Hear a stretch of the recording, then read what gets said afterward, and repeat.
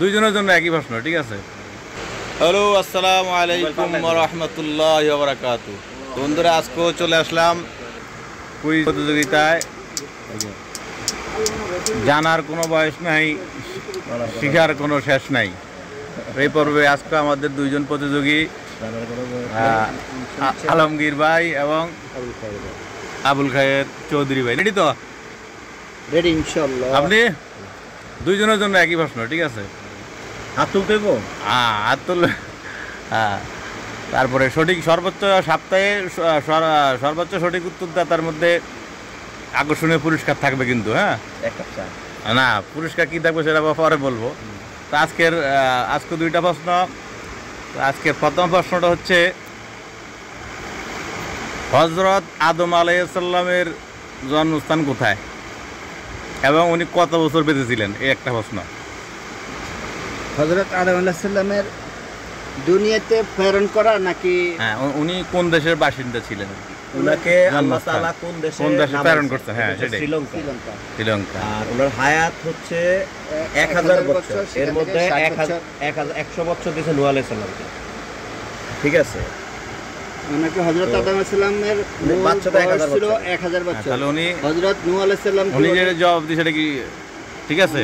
কিছু ঠিক আছে, কিছু হয়তো আমার না এর সাথে নাও মিলতে পারে। না, আপনি কেন মিলেন না সেটা বলেন। কেন মিললেন না? আপনি নূহ আলাইহিস সালাম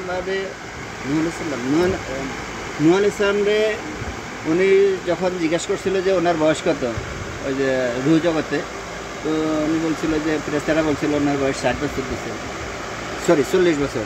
উনাকে এত সুন্দর বিস্তারিত বলেন না, এমনিতে স্বীকৃত বয়স ওনার বয়স 1000 বছর 60 বছর বয়স মাইনাস হয়েছে, তাহলে 940 বছর। মানে হ্যাঁ, 40 বছর নূহ আলাইহিস সালাম দিয়েছিল নাকি? দেওয়া হয়েছে সেটাই। তাহলে মূলত 1000 বছর বেঁচে ছিলেন। হ্যাঁ, আর ওনাকে আল্লাহ তাআলা প্রেরণ করেছেন শ্রীলঙ্কায়। তাহলে উত্তরটা সঠিক, মাশাআল্লাহ। আলহামদুলিল্লাহ। হ্যাঁ, এবার আমাদের দ্বিতীয় প্রশ্ন। হযরত ইব্রাহিম আলাইহিস সালাম কোন দেশের নাগরিক ছিলেন এবং উনি কত বছর বেঁচে ছিলেন? হযরত ইব্রাহিম আলাইহিস সালাম হচ্ছে ফিলিস্তিনের নাগরিক। আপনার উত্তর সঠিক।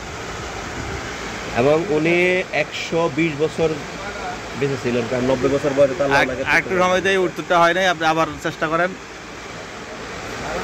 ইব্রাহিম আলাইহিস সালাম, হ্যাঁ, ও ইব্রাহিম না ইব্রাহিম আলাইহিস সালাম মিশরে, পরে উনি হিজরত করছেন ইয়াতে ফিলিস্তিনে।